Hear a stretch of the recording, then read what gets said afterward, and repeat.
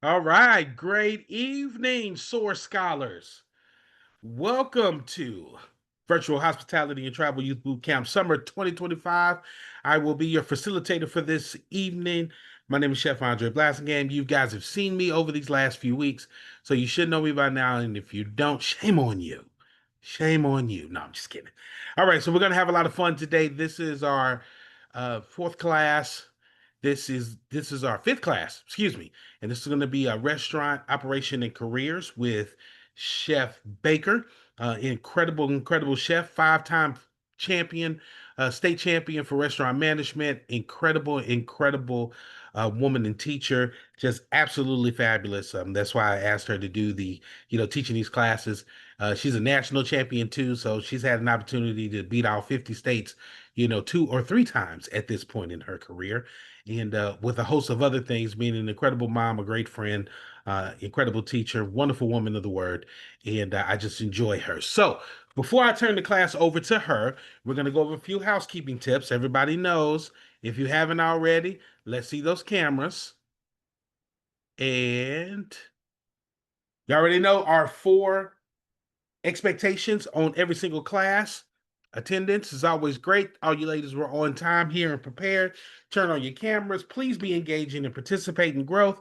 I know some of you are introverts and some are extroverts. I need everybody to meet somewhere in the middle, answer some questions, and be very communicative for this particular class. This is a fun class. It gets a little bit near and dear to my heart because I've been in the restaurant industry for the latter part of 30 years now. So this is one of my favorite classes to watch, and got one of the best teachers at it. In addition to that, be respectful for each other. Please participate. We all have different backgrounds, diversity, different ethnic backgrounds, religious backgrounds, et cetera, et cetera. Be respectful to one another, right? Someone is talking, wait, raise your hand, be patient. And I will be monitoring the chat so you guys can definitely participate, collaborate, be flexible, and we're going to have some fun today. Okay? Everybody good with that? Give me a put a one in the chat for me if you're good to have some fun today. I always love to see the chat go crazy. Even Chef Baker put a one in the chat. That's what I'm talking about. Welcome, Michael, Mr. Calero. I hope I said your last name right. My mentor Yes, when I was in high school. Yeah, my mentor when I was in high school, he would only call us by our last names. He wouldn't even call us by our first names. Everything was Mr. and Mrs. It was fabulous.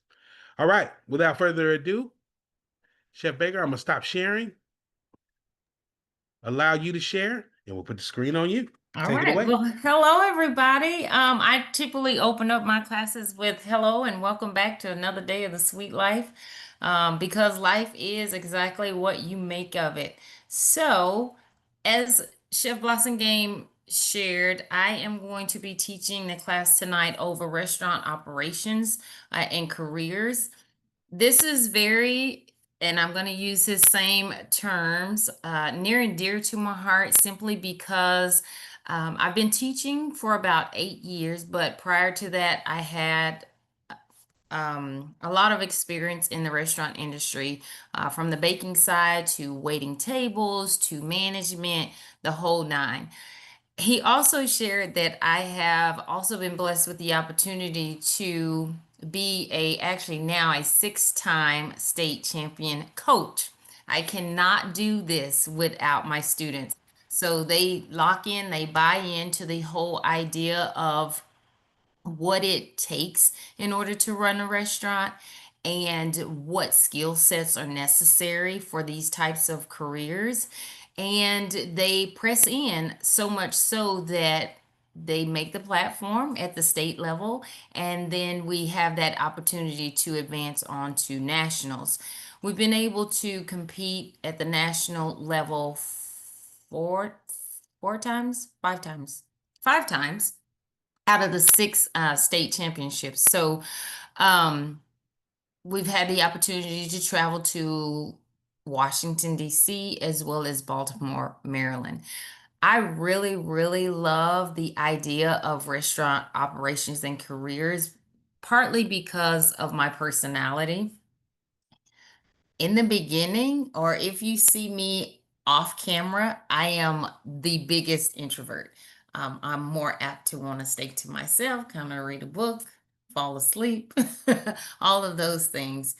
But I believe what has happened over the years of my life is my desire to serve has brought me from the background to the foreground. And in that, others have seen the skill set that I have, or the leadership ability that I have, or the strength that I have with being out front. If it were up to me, I would more so opt to be in the back, and that's it. Like, just tell me what I need to do. Let me put my head down and get to work, and call it a day at the end of my shift. But that's really not how I am best utilized, or that the best mileage for my skill set can be can be shown. So with that, I'm sure many of you are introverts, and some of he said maybe extroverts. But one thing that you want to do is lock into the thing that you really love to do.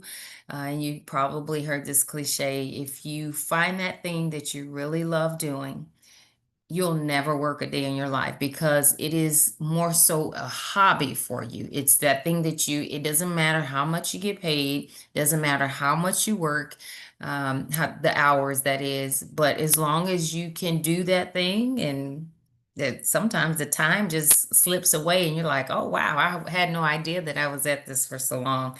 So as long as you find that thing that you love to do, and that your passion lines up with it, I think you'll be better at that position or at that career, and not dreading to go to work every day. So I'm going to pause right there, because I've shared a little bit about myself, and I would like to hear a little bit about why you all are interested in this aspect. I know that it's part of your curriculum, but I want to know what's interesting to you about the restaurant as a whole, as operations, as the different types of careers, or even different types of concepts. So you guys are lined up on my screen, so I'm just going to go in order. So if Nicole, if you don't mind opening up your mic and then sharing with us exactly what it is that you find interesting, or something that you want to know more about as far as restaurant operations and careers are concerned.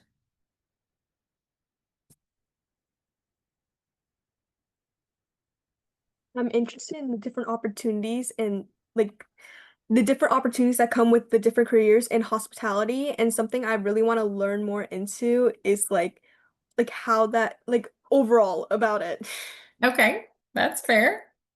Okay. Now I'm gonna transition over to, is it Nana or Naina? It's Nana. Nana, got it. Okay, thank you. How about you? Um, like I don't really know. As far as like how the restaurant works, or possibly why there are so many different concepts, or what actually is a concept, or what careers are possibly involved in the restaurant. Like chef, waiter, and like those kind of careers can relate back to like restaurant. Okay, all right. Thank you. Thank you so much for sharing. Okay, and I think we have Michael. Yeah, How are you? I'm pretty good. Good, good. So, can you share with us what's interesting, or what you would like to know more about as we go through this class tonight, as far as restaurant operations or its careers? Well, for me, I want to learn like the basics of it because Okay. right now I don't have a job, and probably this summer I might get a job, Okay, and got it. most likely it's gonna have to be in the restaurant business, as many kids do that. Mm-hmm. So for me, I just want to get like a foundation, like like a basics, so like I'm not going in blind when I'm trying to Gotcha. get my job, and Okay, maybe I that's could boost up my resume a little bit. Like, yeah, I know a little bit how it works, like and just fair. not be a complete hindrance to everyone else. There you go. Okay, I like it. That's very adventurous. And but I like the fact that you take you're taking the initiative to one to become employed to get a job, and you already understand that many high school students, their very first job is always in the restaurant industry. Students always want to get a job waiting tables, or I don't know if you have Sonics where you are, where we are here in Texas. They're that usually Sonic will hire the students for what we call bellhops, and those are the ones who are, moving the food from inside of Sonic to the cars.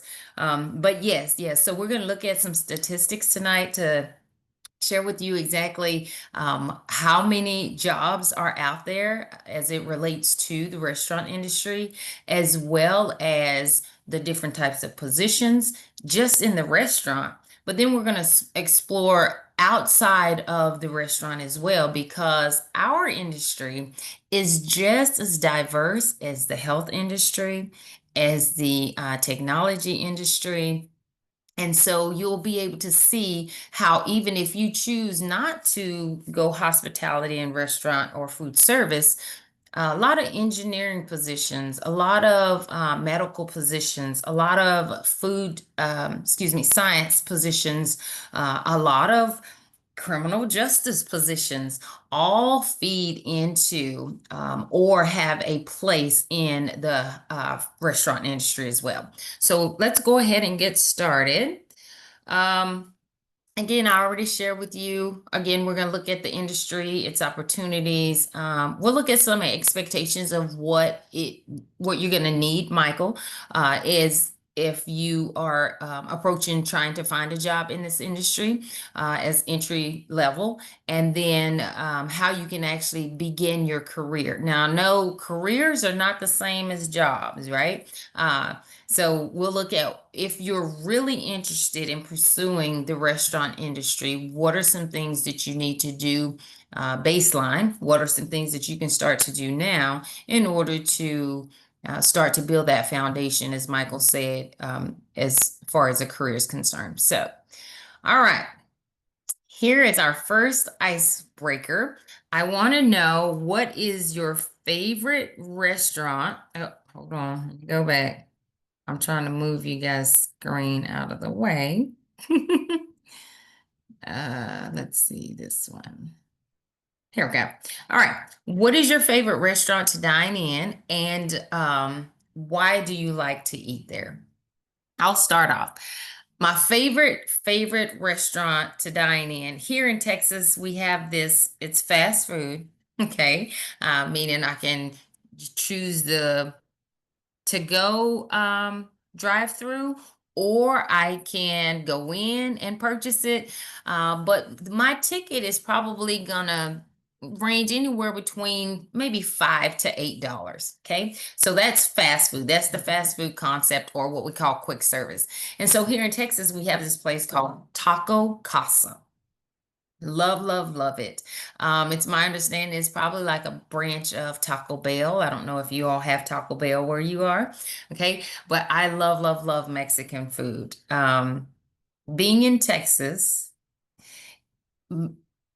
Mexican food is more so what we call Tex-Mex. It's not the authentic Mexican food. However, I love authentic Mexican food as well. But if I were to say what's my favorite, Taco Casa is my favorite because I love to eat the Mexican food. All right.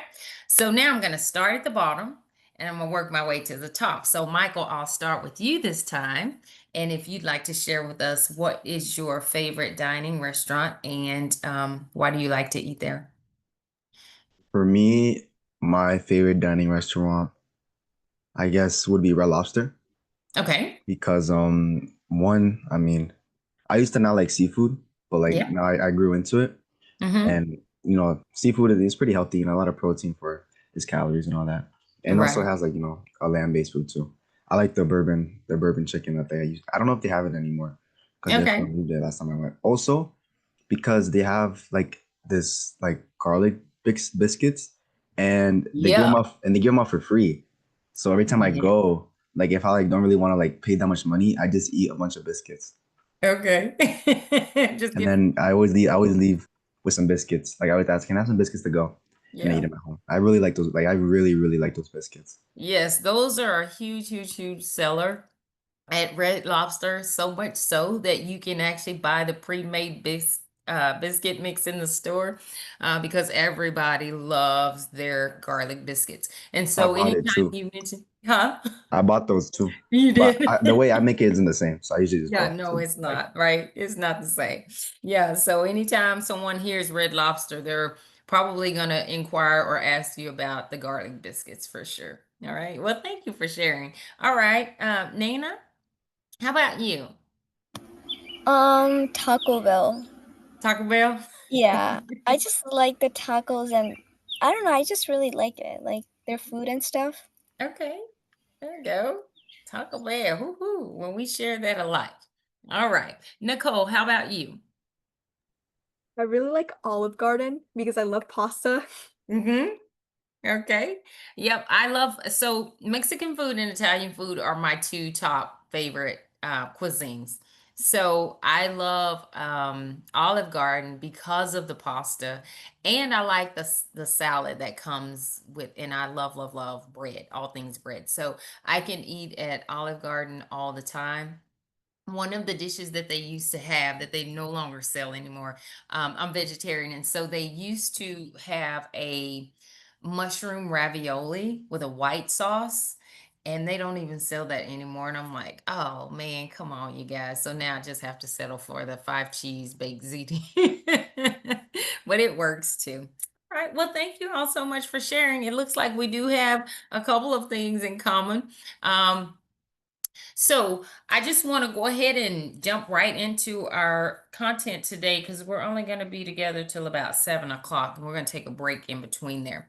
So with our industry, okay, one thing that we've all just spoken to is that we've identified that these concepts are part of what we call segments. There are two segments that make up the food service and restaurant industry. You have the non-commercial segment, and then you have the commercial segment. These are two of the only way that you'll be able to identify the segments are understanding what those concepts are. Each concept is going to have the intent to either one, be in the business to make money, or two, it's going to be in the business to provide food as a service, but it's not necessarily trying to make money. Okay. When we talk about the two types of segments, we have the non-commercial, which is only 20% of the makeup of the food service industry. Okay. Those types of concepts, food service concepts, will be in your schools and your universities. Anyone know what that food service concept is that you would find in a school or at a university? nutrition. Okay, so like your school cafeteria, right? Yeah, absolutely. They provide you food or they provide food as a service, but they're not necessarily there to make a profit. Okay. How about healthcare in facilities? What type of food service concept would be in, let's say, a hospital or maybe a nursing home? Anyone? Necessities. Okay, so in a healthcare facility, like in a hospital, you might find that cafeteria, right, in the basement where generally most people can come and get food. But like Michael was saying, they have their own kitchens and things like that in the hospital to prepare food for the patients, right? So if you've ever spent any time in a hospital and you had to stay overnight or maybe a day surgery or something like that, they were making sure that you had a certain type of food a certain type of food because of the diet that your doctor may have had you on, right? You had to eat all jello, or maybe it was warm broth, or maybe then they, if you got upgraded, they brought you a chicken plate that was probably bland, and then maybe a salad. But yes, those facilities would house those food service concepts, not again to make a profit, but still to be able to provide that food service. How about the government? What type of entities would be considered non-commercial for the government? When we talk about the military, or maybe, let's see. Oh, maybe a government building. What type of food do you think they would provide that not necessarily would be for a profit though? And if you have Homeless shelters? Hmm? Homeless? No, not homeless shelters. Any of you have friends or relatives that are in the military?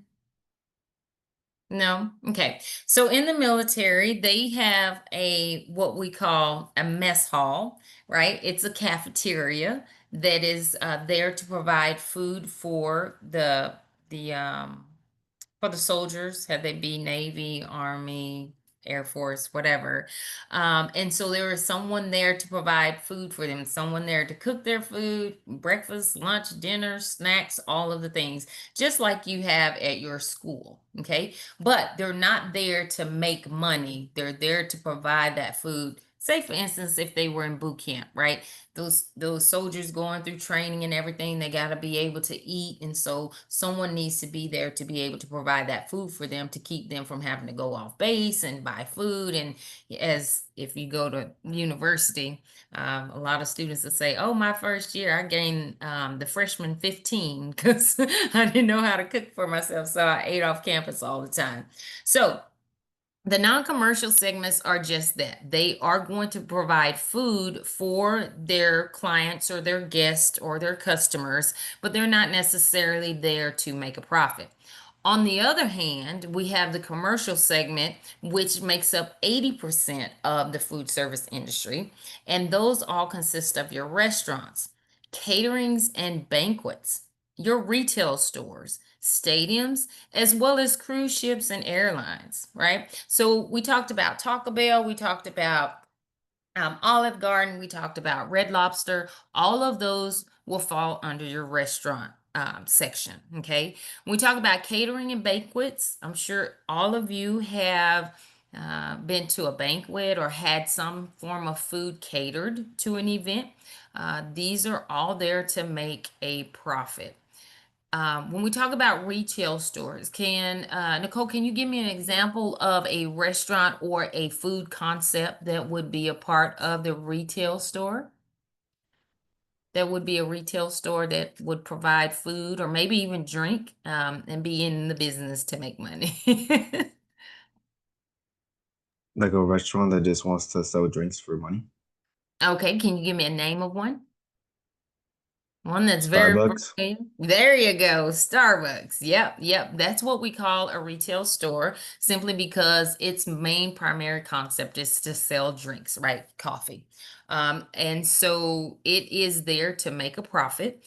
So that is the Starbucks would fall under that. How about stadiums? You guys ever been to a stadium? Okay. What type of food service would you find at a stadium? There's vending machines. There's I don't know the name of it, but it's like where you literally just like food stands. I think Yep, that's what concessions. yeah, Yeah. concession stands. Yep. Are there any other? There's like those people that walk around like with like the drinks and stuff like hanging from them. Right. So all of those are there as basically to make money, and they do fall into the stadium. So he said concessions, you got your vending machines, maybe your pop-ups or your what we call kiosks, those little small one-ups that are like in the middle of the aisle when you're going from level to level or from zone to zone.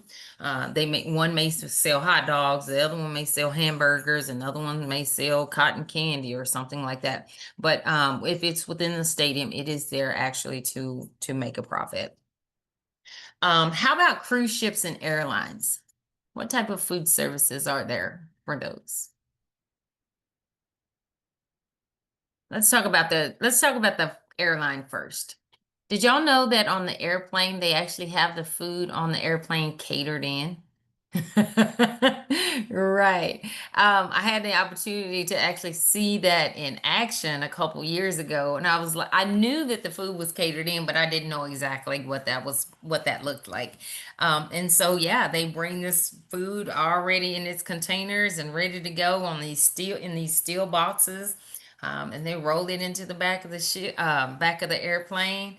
They load them on, and then they leave. And so when it's time for the stewards to pass out the food during that particular flight, the food is already there. Cruise ships. Any of you ever been on a cruise? Yes? Okay. So if you're eating at the dining hall, or if you're eating at the buffet, or maybe you're at one of the specialty restaurants, or maybe you're at one of the I say one of the branded restaurants. They're all going to have food for you ready to go. Had it be that you've paid for it ahead of time, or if you're going to pay for it at the time of patroning that food service. So it's on there. The food is everywhere, you guys. I don't care where you go. As far north, as far south, as far east or west, there is always going to be food, and there's going to always be a need for food. Great job. Okay. So, move this out of the way because I can't really see my screen. Okay, so travel and tourism industry. So hospitality is just that. It's defined as the services that people use and receive while they are away from home. And we normally get this service or receive this service whenever we go on vacation. For the most part, when we're going to take a vacation, we are looking for some place to eat. We're going to need to find a hotel so that we can stay there. We're going to want to find something to do while we're in this town, right? Or it may be one of those things to where you might be looking for a convention. It might be a situation to where you're going to a sports game, or maybe you're playing the sports game. It may be that you're going to sightsee, if you will. But all of these things are services that we are looking for, that we expect to receive when we're away from home.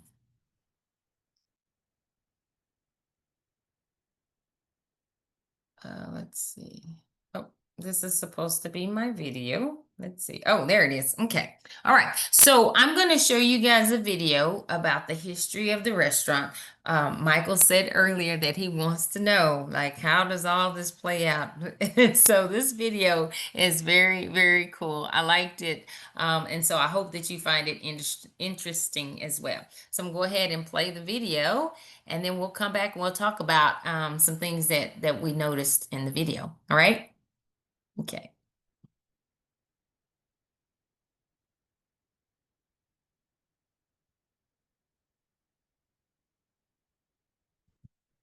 So, I'm sure most everyone has eaten at a restaurant before. Of course, the concept of buying prepared food isn't entirely new.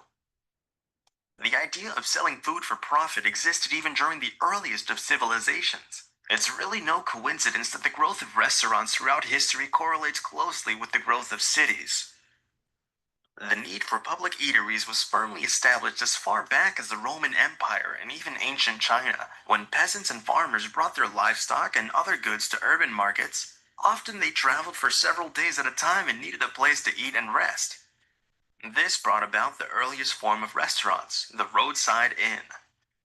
Usually located in the middle of the countryside, inns served meals at a common table to travelers. There were no menus or even options from which to choose. Every night you got what you got, and that was it. Within city walls, where living conditions were cramped and many people did not have the means to cook their own meals, vendors sold food from small carts or street kitchens, which is still a popular form in many parts of the world. Think of the hot dog stand in New York City, like the one that Spider-Man likes to frequent. The meals they sold were usually pre-cooked and affordable. a forerunner to the modern fast food industry. These early inns and taverns were more than just a place to eat, however. They served an important social function by bringing people of different backgrounds together. Through the Middle Ages and into the Renaissance, taverns and inns continued to be a main place to buy a prepared meal in Europe. In Spain, these establishments were called bodegas, which served small savory Spanish dishes called tapas. In England, foods such as sausage and shepherd's pie were popular, while in France, stews and soups were almost always offered. All of these early restaurants had one thing in common, that they served simple foods commonly found in peasant and merchant homes. Following Columbus's voyage to the Americas in 1492, global trade increased, introducing new foods to Europe. Coffee, tea, and chocolate were soon being served in public houses alongside beer, ale, and wine. By the 17th century, while full meals were still typically eaten at home, upper and upper middle class folks would sometimes hire a caterer or take their meals to a private salon of a public house, rather than eat in the main dining room. In France, throughout the Middle Ages, guilds had monopolies on many aspects of prepared food. For example, charcutiers, a word that comes from char, meaning meat, and cuit, meaning cooked, were the guilds who prepared cooked meats for sale.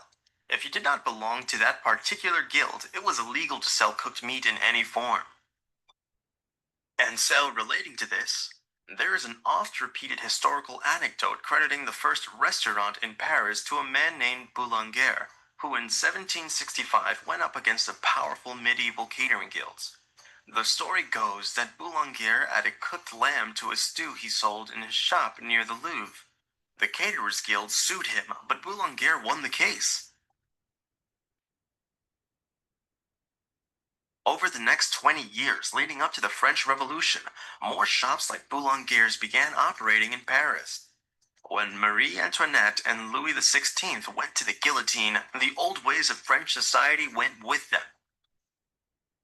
The guilds were swept away, and many chefs employed in aristocratic and royal households found themselves unemployed. Many of these displaced workers opened up dining businesses in Paris, bringing with them a new way of dining.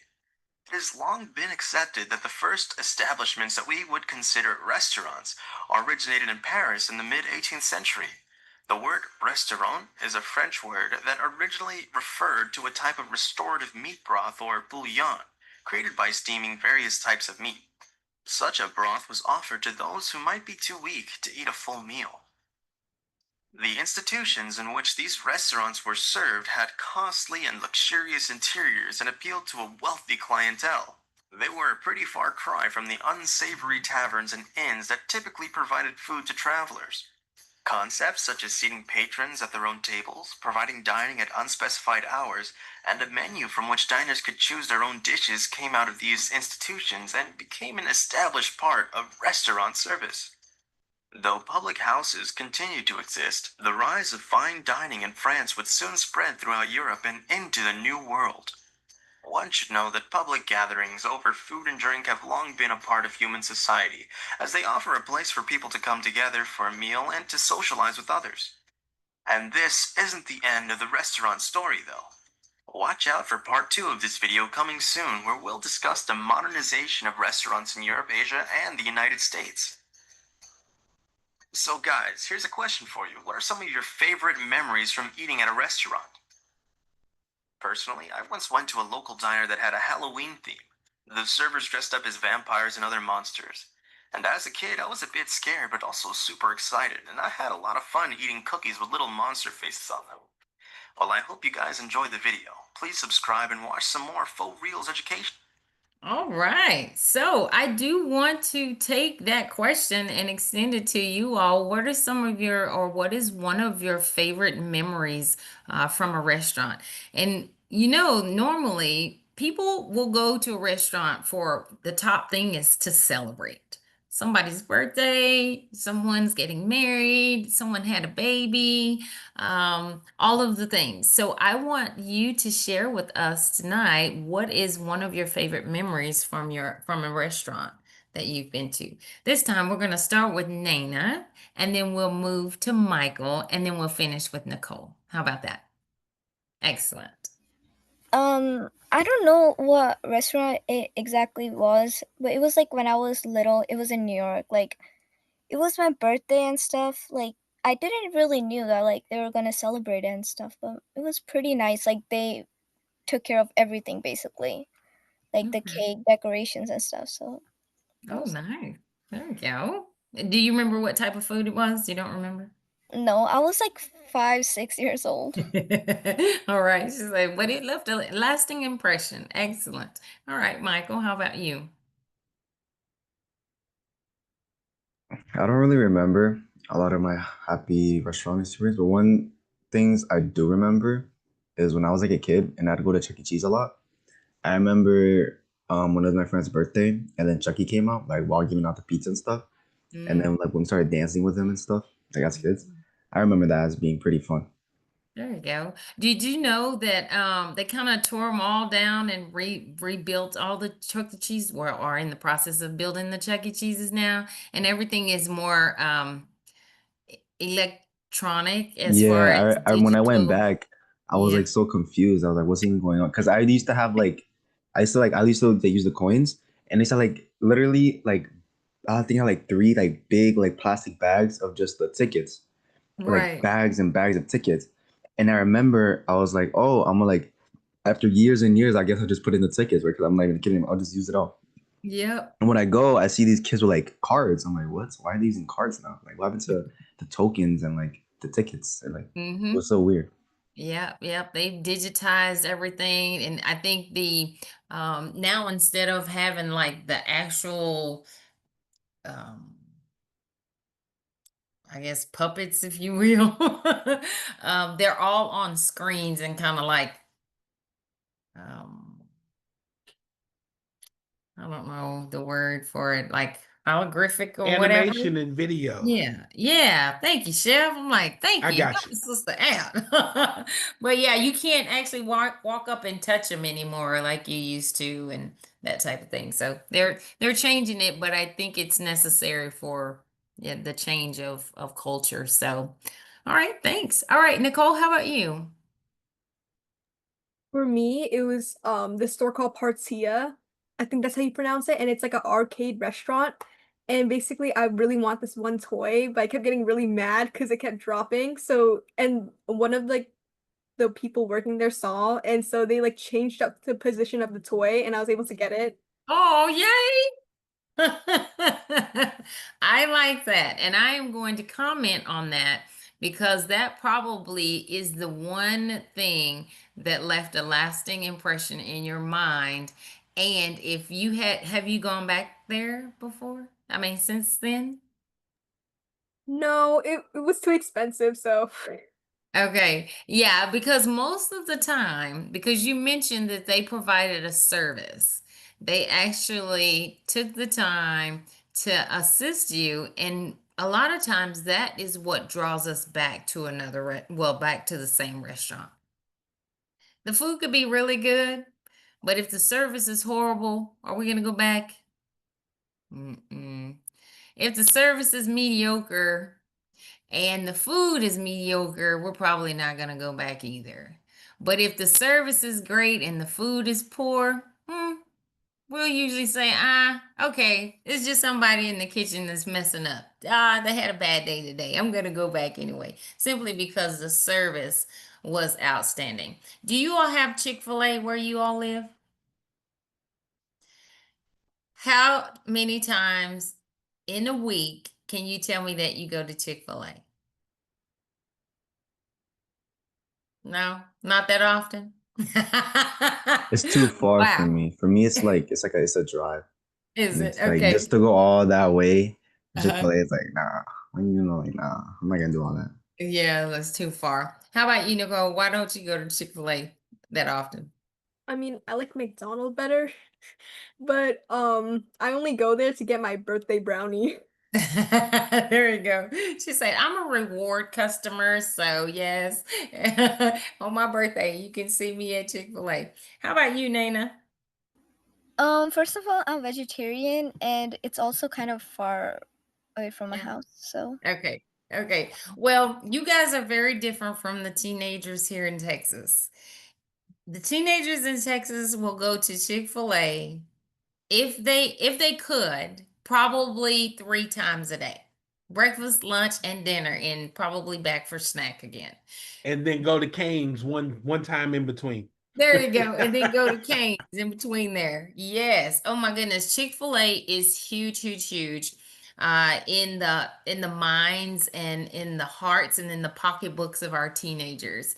One, because of the service that they provide. I think when you guys were with Chef Rob, he shared with you all a video of why their customer service is at the caliber that it is. And it's all because they want to make sure that their guests are getting that fine dining experience, even though they're in what we call a quick casual environment. And that in itself makes people feel good. And if you can make a person feel good and you're entertaining them, not so much as like Chuck E. Cheese, but you're having that conversation with them, you're building that relationship with them, those people are more likely to grace your restaurant more often and become what we call a loyalty customer. All right. So we're going to take a break. Chef, is that 15 minutes? 10. 10 minutes. Okay. So we're going to take a 10-minute break and we'll be back here at 6:26. Okay. 6:26. And I'll see you guys back then. All right. 7:26 on the East Coast. Oh, sorry. Yeah. You're okay. I'm with you in I'm with you in CST too. I just Yeah. gotta let the kids know. Right. At 26. 26. 26. All right. Thanks.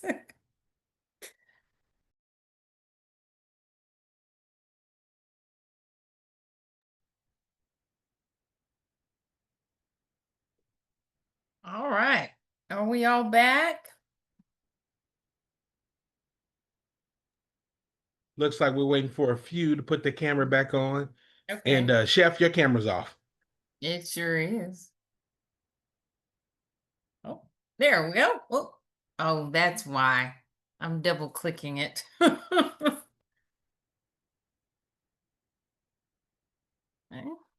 All right, got Michael back. And I have to apologize. Is Liv a student as well? Yes, she is. She's just not on camera Oh, okay. today. Okay. I So didn't. you're okay. Okay. I was like, oh my goodness, she's gonna be like, she didn't even call on me. No, it's all good. All right, waiting for Nicole.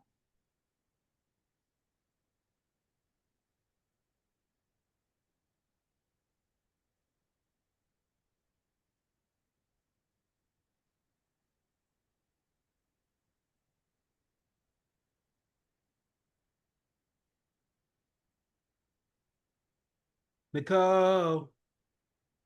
Sound like the Janet Jackson song. Yep, Great, control. I just put it in Control. there. Okay, there we go. All right. All right, back to you, Chef Baker. All right, I'm going to share my screen and we'll pick up on this section and uh hmm, where is it? Where is it? Oh, I don't like when it moves stuff around. Okay, here we go. Got it. Okay, so this is like the best part. I think for me, this is the most exciting part of the class because I get to share with you all my competition. So the students that I coach, they actually get to build a restaurant concept from the ground up. It takes them about, I'm gonna say 8 months to actually get everything fleshed out, to get their presentations together, actually be able to think critically and answer some problem solving questions. They have to do costing. And that means they're pricing out the menu items. So they have to figure out, okay, taking this one recipe, how much is it going to cost me to get the ingredients to make that this recipe says yields 4 servings, but I only want to yield 1 serving. So they have to cost out the recipe, then they have to do the food cost of a whole plate. So I am going to use Nana. Nana, when you go to Taco Bell, what? No, you don't like to go to Taco Bell. That was Nicole, right? Nicole. Did you like Taco Bell? That was Nana. Nana. Okay, Nana. When you go to Taco Bell, what is your favorite all-time go-to menu item or items? What do you like to get when you go to Taco Bell?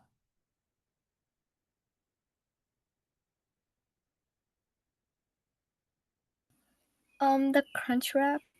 Okay, the crunch wrap. Do you get any of the twisted cinnamon, the cinnamon twist or anything like that for dessert and maybe a drink? I usually get Mountain Dew. Okay, Mountain Dew as a drink, and then you get the crunch wrap. Okay, and can you tell me about how much does that cost you when you purchase that at Taco Bell? About $10. About $10. Okay, that's fair. So my favorite all time, well, it used to be. Now that I don't eat meat, I can't really go to Taco Bell as much as I like to. But I liked at the time they were called the $5 box, right? And you could get a crispy taco, you could get a soft um shell taco, you could get a gordita, you could get the cinnamon twist, and you could get a drink. 5 items for $5. And so I like going to Taco Bell because it was kind of cheap, right? And I could get a lot of food. But when I have my students to figure out what items are actually going to be on their menu, they have to cost out a menu item. And most of the times, those menu items, when you go to a sit down restaurant, or a casual dining restaurant, it's going to consist of a protein. Sometimes you're going to have a vegetable, you're going to have a starch, sometimes you have a bread, but not always. So you're going to have at least 3 items on that one plate. And so they have to figure out, okay, well, if we're having, um, let's say chicken cordon bleu, and that's going to be served with a side of asparagus and some dauphinoise potatoes, right? They have to cost out the chicken recipe, they have to cost out the asparagus recipe, and they have to cost out the potatoes recipe. Once they get all of those costed out, now they have to figure out what's the cost of that whole plate together. Once they get the cost of the whole plate together, then they have to determine how much are we actually going to sell the plate for. So that is one of the most challenging parts to them creating their concept.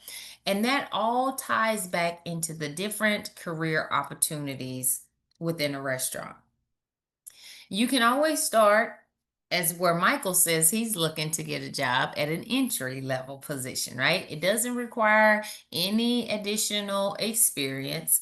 And most of the time, these positions are the host position, the busser, the assistant cook or the assistant line cook, right? A server doesn't have to have experience.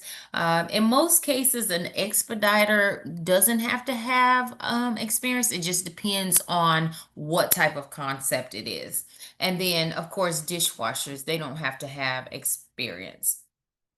Now, when you move into management, you are definitely going to have some experience.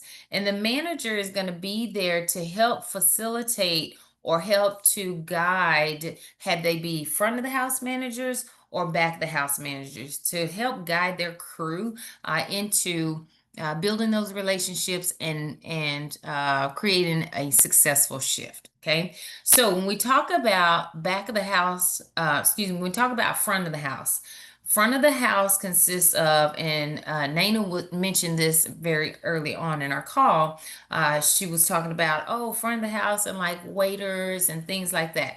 So anyone who has immediate contact or communication or relation with the guest in the dining room area is going to be considered front of the house staff, okay? That could be your hostess, that could be your busser, that could be your server, that could be your front of the house manager. All of those people will have contact with the guest at some point while they're dining inside the restaurant. Anything else will move or shift those responsibilities to the back of the house. So BOH, back of house. Back of house is going to be all of your cooks, all of your dishwashers, your expediter sometimes will be considered back of the house. Again, just depending on where or what type of concept the restaurant is. Okay. Now, managers for both of these, front of the house manager will look like a dining room manager, maybe considered a floor manager. It may be considered a captain if you're on a cruise ship, different things like that. The back of the house manager sometimes will be what we call a kitchen manager, or maybe an executive chef or a sous chef. Again, it just depends on the concept of the restaurant. We can go outside of the restaurant as far as leadership is concerned as well. So that's where we start to get into executive leadership. And so you could be an area director, you could be a general manager, you could be a district manager, you could be a chief executive officer, chief operating officer. All of those positions then would fall under what we call executive leadership. Okay. Any questions about those so far? No? Okay.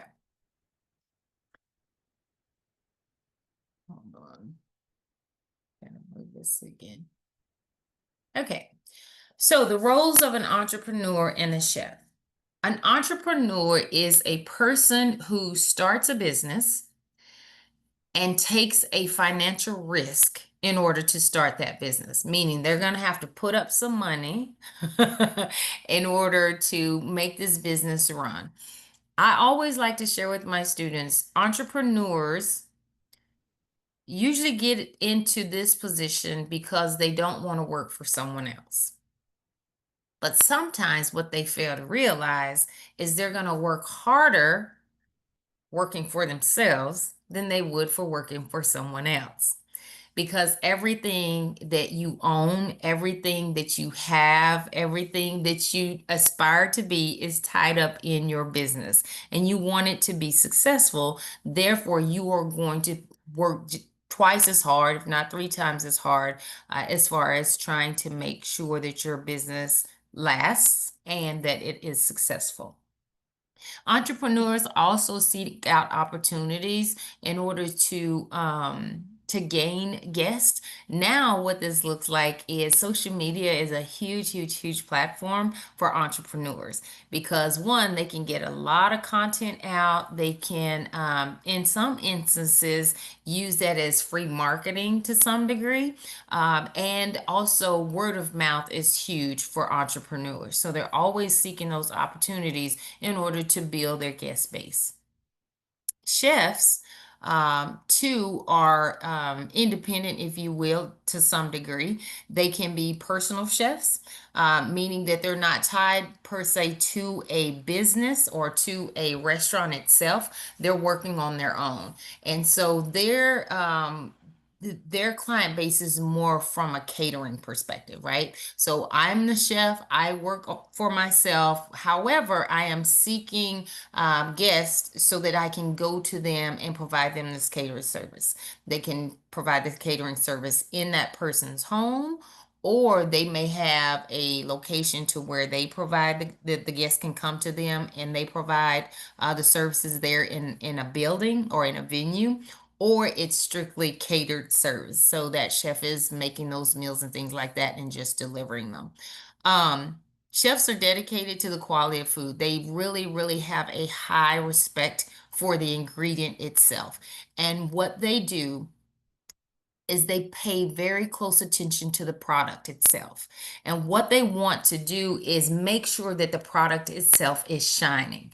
The way that you can be a great chef is making sure that if you're working with a product, that whatever cooking method you use for that product, you're using that cooking method so that that product can shine itself, right? As opposed to covering it up, or with a bunch of sauces or a bunch of rubs and all those things. Chefs work really hard at making sure the quality of the product is not only visible, but it tastes well, and that the chef can also showcase their skill set. All right. They believe, yes, that food is definitely an art. Any questions about that? So those are just two of the many positions that are available in the food and restaurant industry. Some of the other careers that are available, and these stats are based on Texas itself. There are 90% of restaurant managers and supervisors and chefs who started at an entry level position. They all either were a host at one point, they were a server, a dishwasher, a busser, or something like that. But they had such a desire to be in the industry, to serve, or to possibly work their way up to leadership, that they were like, you know what? I know I got to start at the bottom and I'm going to work myself to the top. So 90% of the people that you see in leadership right now in the restaurant industry started at an entry level position. 80% of restaurant owners also actually started at that place. So it could have been that they started at that entry level position, like, you know what? I don't want to operate like this. So I'm gonna start my own business so I can operate it the way I want to operate it, right? Or they were in that position and were like, you know what? I like the way that this model is set up. I like the way that, starting at the bottom and then I was able to move, to this level, had to be um, horizontal movement in the industry or vertical movement. So then they were like, you know what? I think I can do this. I like this model. I'm gonna take this model and I'm gonna start my own thing. So 80% of the restaurant owners actually do it that way. 63% of adults have worked in the restaurant industry, making it the largest training ground for employees. Thank you, Michael. Come on in. We want you in the industry. We are the leading, we are the second leading employer in the world. That's the restaurant food service industry. And we're only second to education, actually. Used to be the medical field, but actually it's education. We provide over 14 million jobs for people across the nation, and we are the leading industry for the world's economy. We provide 90% of the world's economy. But it's not hard for you to believe that because people are always wanting to eat. People will always need food, and there will always be a desire to celebrate, and people typically celebrate around food. Now, when we talk about the restaurant and being 90% of the world's economy, don't forget your grocery stores. Don't forget your 7-Elevens or your corner stores. Don't forget those small markets that actually provide the product, the groceries for that. So someone has to work in that grocery store. Someone has to work at that kiosk on the corner. Someone has to work at that, that service station or what have you. So those are all accounted for within our industry. The industry is expected to grow to 15.7 million employees, but that was the status of 24 last year. I believe that number has grown to 18.3 million people by 2027. Where there's always going to be a desire, there's always going to be a need. We will always be relevant and essential. I'll use that term. We will always be essential in the world because there's always going to be people. And as much as our population continues to increase, there will be the need for us to provide food. So, any questions about that? Okay, what I want you to do at this time, this link right here, if you can see the link, if you can, I'd like for you to use that link and go and find the statistics for your state. Okay, I want you to go and find the statistics for your state, and I'll give you about, can we say 5 minutes? Are you Chef, the can you copy and paste that and put Oh, in the in chat the for me, chat? Chef? Yeah. Hold on. Let me see. Maybe not. I don't think it'll let me, but hold on. Let me stop sharing and then move over here.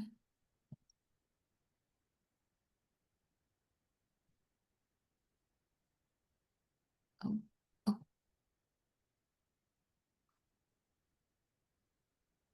And it may not take you all 5 minutes to do this, but just give me a thumbs up when you have your statistics, and then we'll move on because I know we're running out of time.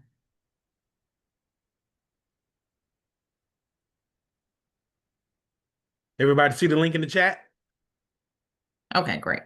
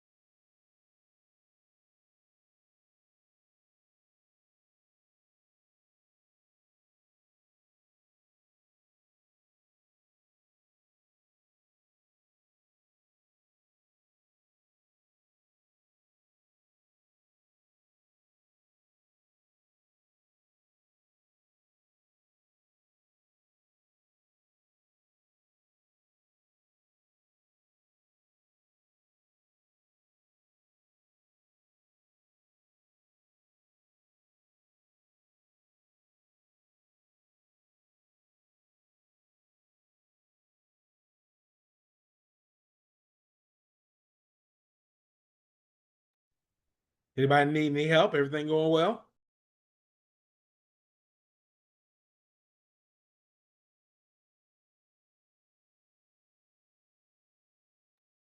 Got one more minute, and then I'll have each of you just share out one statistic from your state. Okay?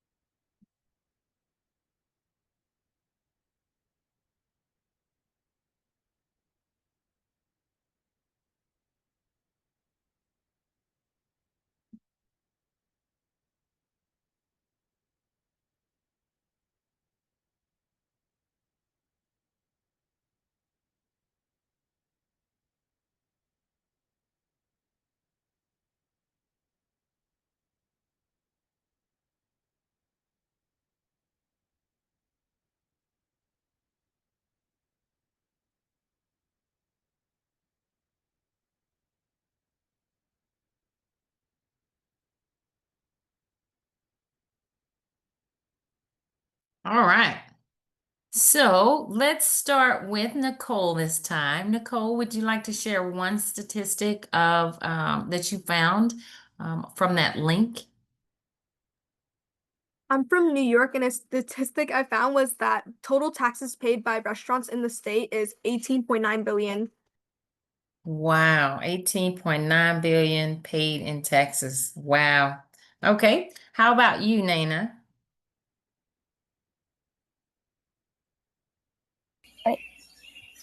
I live in Illinois, and it's at $1.4 trillion in restaurant and food service sales. Oh, sales. Okay. Good. Okay. All right. And Michael, how about you? I'm in New Jersey, Okay.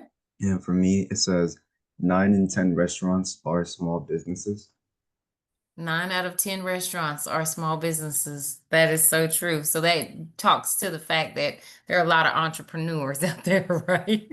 Good deal. Good deal. Okay. So since you guys have can kind of go back and look at that content, I like the idea that each state is different, right?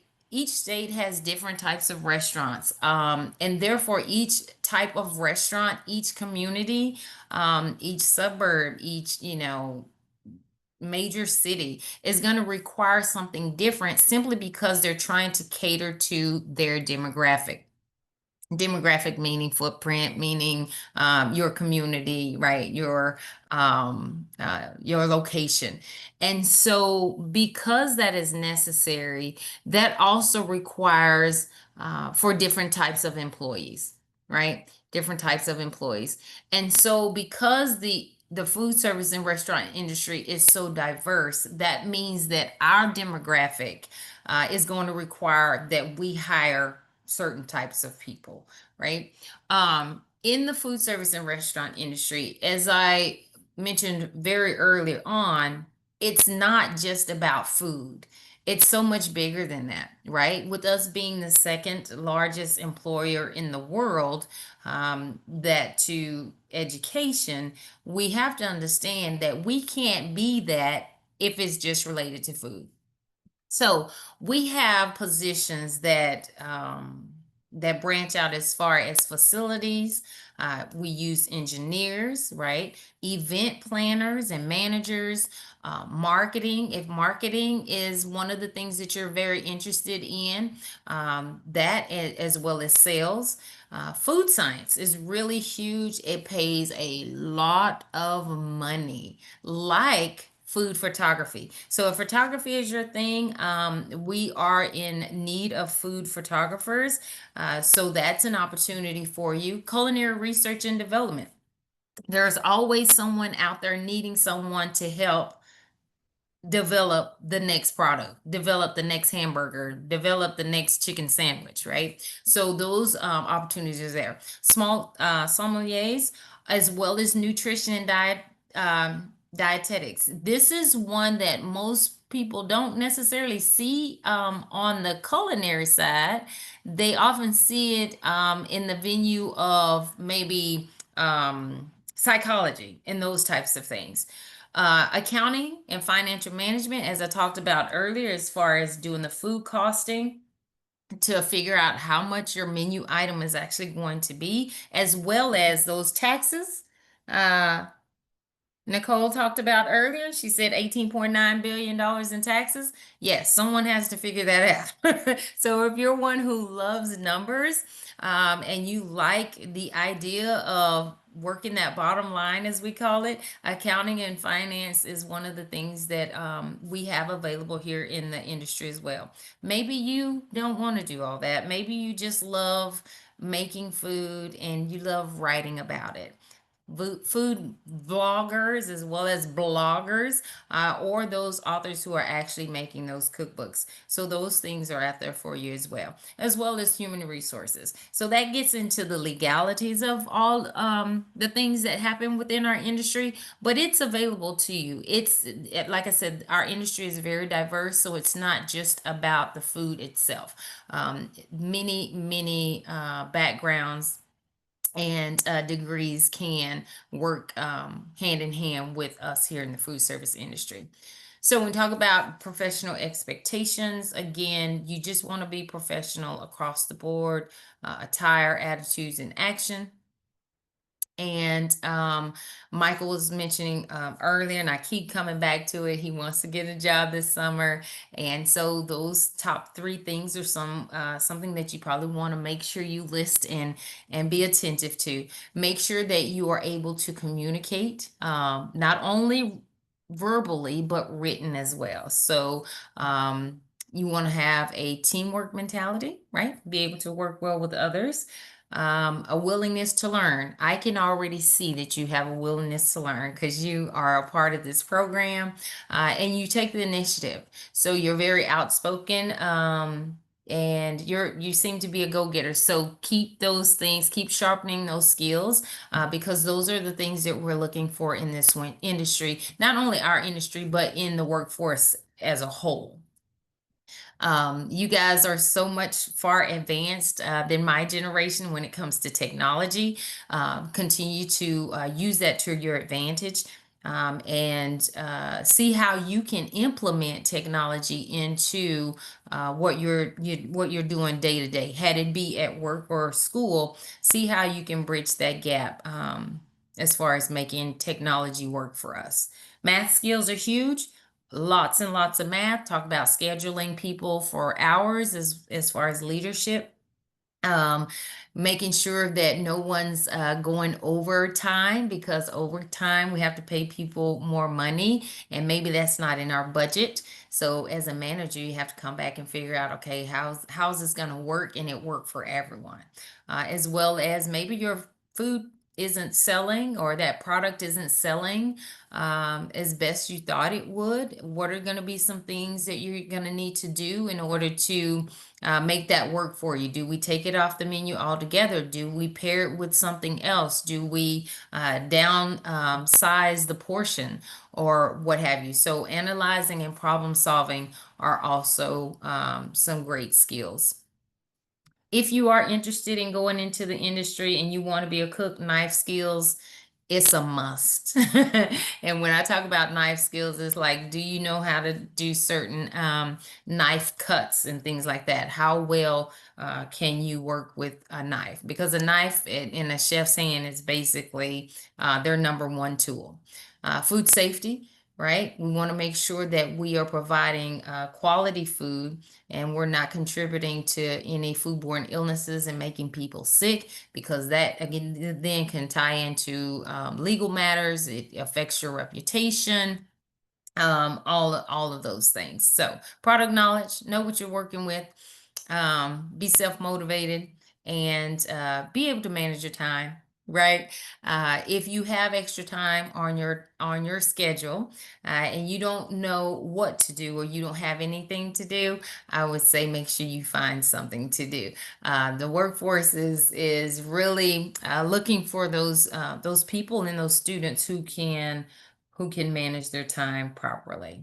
All right. So you want to start a career? Look for the job first, right? You got to fill out an application, had to be on paper or digitally.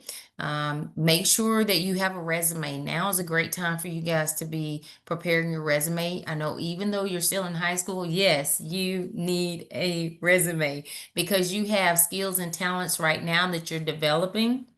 Had it be with your extracurricular activities, or maybe you're holding an office, student council, or something like that. All of those will show your interviewer what type of person you are, believe it or not. So if you can operate in a level of leadership, or how well you work with others, if you can problem solve, all of those things will show your interviewer a lot about you just on paper.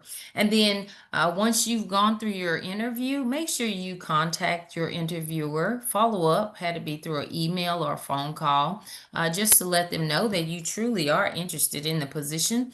And then it's courtesy as well. So, all right, y'all have any questions for me? I know I kind of ran through that, but I thoroughly enjoyed having you all today. I hope you all learned something that you can take from this course, and if it's not to the restaurant and food service industry, something that you can take on with you to your next level after high school or even into your career. All right, Chef Blossom Game.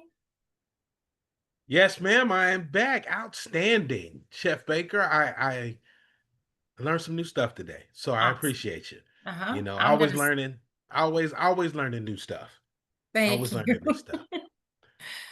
It's great. So thank you so much.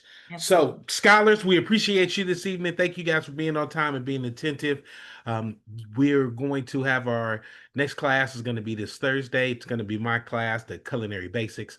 So check out for your email because you're going to have a list of ingredients that you're going to need for the excuse me, I'm going to have a list of ingredients you're going to need for the event. So you will need to have your cameras on. You will need to find you a kitchen so you can cut it up. And it is a vegetarian dish, Miss Patel. So you'll definitely enjoy that, and it's going to be a lot of fun. So and in addition to that, in the chat, the restaurant operation quiz. If you guys would go ahead and begin to take that, we're going to take about 5 minutes to finish it. It won't take 5 minutes to finish it, and you take that restaurant quiz based on what you just learned. Once you finish the quiz, go ahead and put a one in the chat, and then we'll do the restaurant operations excuse me, the restaurant operation evaluation for today. Okay, so you guys take a few minutes to go ahead and take that restaurant operation quiz. And then once you put the one in the chat, I see that our fearless leader, Rosie, has chimed in. So I'm pretty sure she probably has something to share with you guys. And so once you finish the quiz, we'll come back. We'll allow Rosie some time to speak, and then we'll finish the evaluation. We'll be done with class for this evening. Okay? Cool, scholars? Give me a thumbs up. Fantastic. Thank you, Chef Baker. You don't have to stay for this if you don't want to. I just I just wanted to say excellent class. That's all. I just wanted to say it before Chef Baker dropped off the call. Hi, Chef Baker. Well, thank you Oh, so very much. I appreciate yes, yes, that. absolutely. Thank you so Always, much. I always enjoy teaching this class. It's a Yeah, change from the classroom. So absolutely. Thank you thank so much you. for being with us tonight. I You're appreciate it. welcome. Hmm.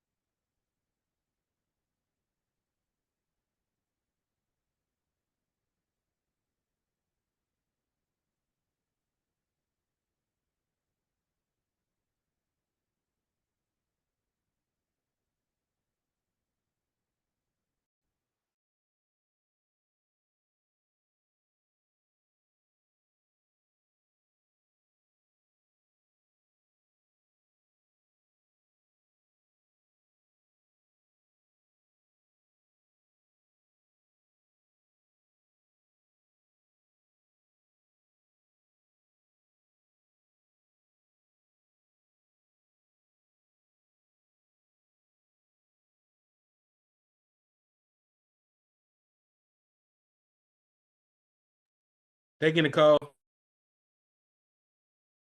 Thank you, Chef Baker. Enjoy the evening.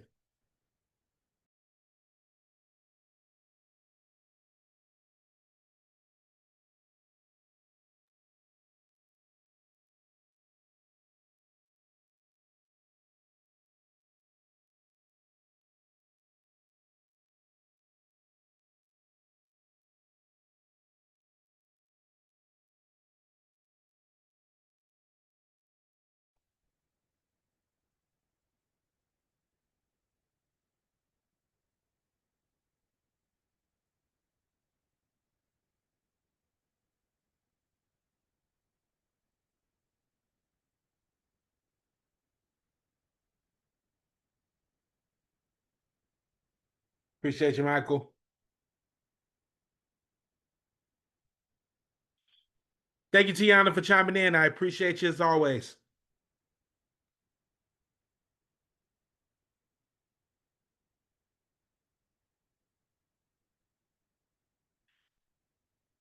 All right, Michael and Nicole, I have put the restaurant evaluation in the chat. So if you take that, once you finish that one, you can put a 1 in there. Name Miss Patel, same thing.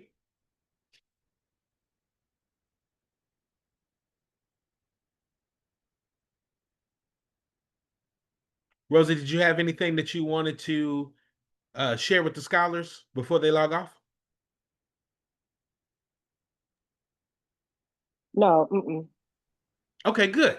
All right. Well, scholars, once you take the evaluation, thank you, Mr. Good night, Calero, everybody. Miss Chen, Miss Patel. Thank you guys so much. Enjoy the evening. Andre, actually, can you stand back real quick? Sure. Okay. Stop the recording.